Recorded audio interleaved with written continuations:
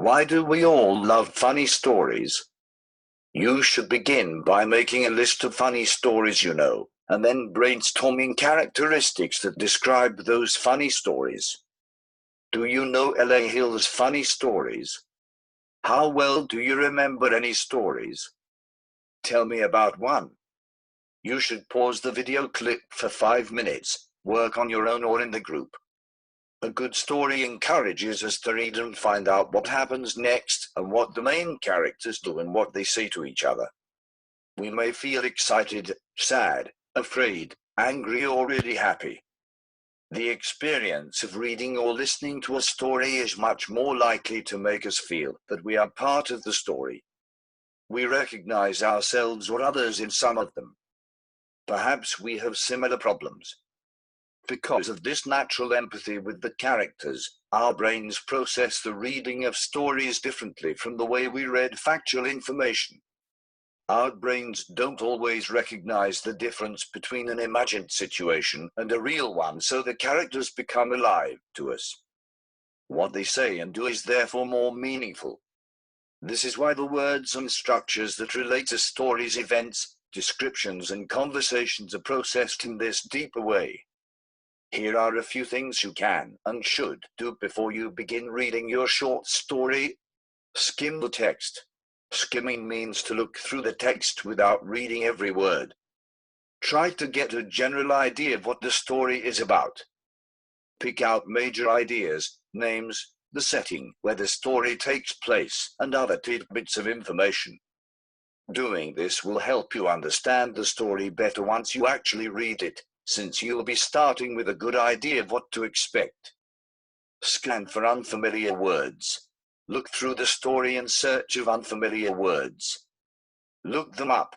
When you come across the word in your reading, you won't have to stop since you'll already have that word defined. Look at the shape of the story. Are there a lot of short or long paragraphs? Is there a lot of dialogue, or none at all? The shape of the text can tell you a lot about a story before you even begin. For example, a story with many long paragraphs probably means it's a descriptive or slow story, while a story with lots of short paragraphs is probably faster paced and might have some action. Dishwasher, by Leslie A. Hill. Mrs. Williams lived in a small street in London, and now she had a new neighbor.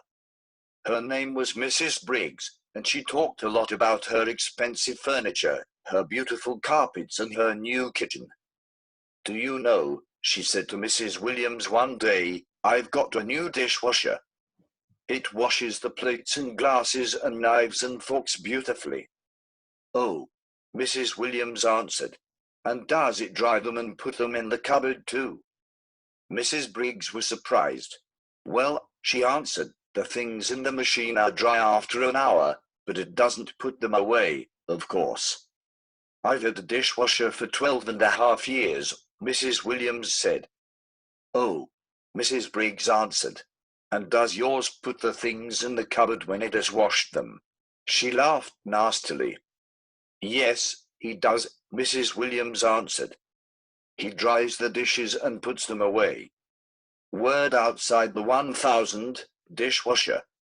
You can pause the video clip while read aloud the funny story. Next, you should work together in small groups to read, discuss, and analyze funny story. If your student is reluctant to read or has little confidence in their ability to read in another language, you might help them by reading the story to them, stopping when necessary to interact and ask questions like, what do you think will happen next? If you read to your student in a relaxed and fun way, they will subconsciously relate to the reading and language learning process more confidently and positively. Listening and speaking activities. After listening to the recording 2 or 3 times, students should be able to answer all the questions and retell the story orally. Listening and writing activities. After listening to the recording 2 or 3 times, students should be able to retell the story in writing. Reading and writing activities. After reading the text 2 or 3 times, students should be able to retell the story in writing. Answer the following questions. 1. Where did Mrs. Briggs live? 2. Why was Mrs. Briggs surprised? 3. Did Mrs. Briggs's dishwasher dry the plates and other things? 4. Did it put them away? 5. Did Mrs. Williams's dishwasher put the things in the cupboard? 6. Who was Mrs. Williams's dishwasher? Write these sentences. Put one of these words in each empty place. And then you know none some. 1. Mrs. Briggs was rich, but Mrs. Williams was not. Mrs. Briggs had beautiful carpets, but Mrs. Williams didn't have. 2. Mrs. Briggs had expensive furniture, but Mrs. Williams had. 3. Mrs. Briggs had expensive dishwasher, but Mrs. Williams did not have machines in her kitchen. 4. Mrs. Briggs had nice roses in her garden, but Mrs. Williams had flowers in hers. 5. Mrs. Briggs had big trees in her garden too, but Mrs. Williams had. Write this story. Put one of these words in each empty place. He, him, his, her, it, she. Mrs. Williams had a good baby. Never cried, and clothes were always clean.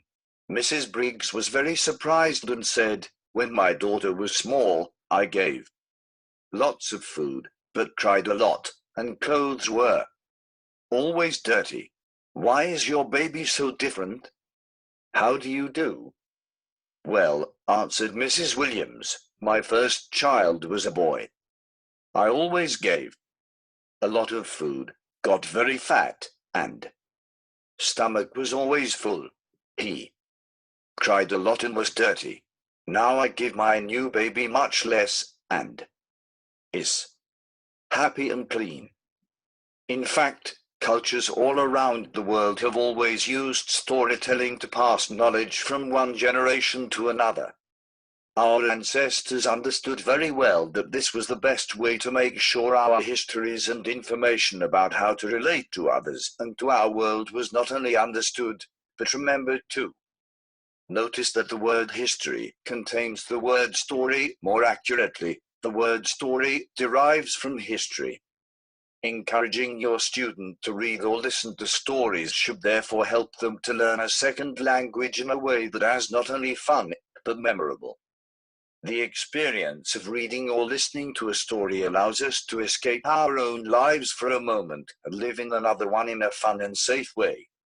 In the same magical experience, a goldmine of language may be learned, so to encourage your student to read stories in their second language as well as their first. Stories don't only offer the young reader a chance to read.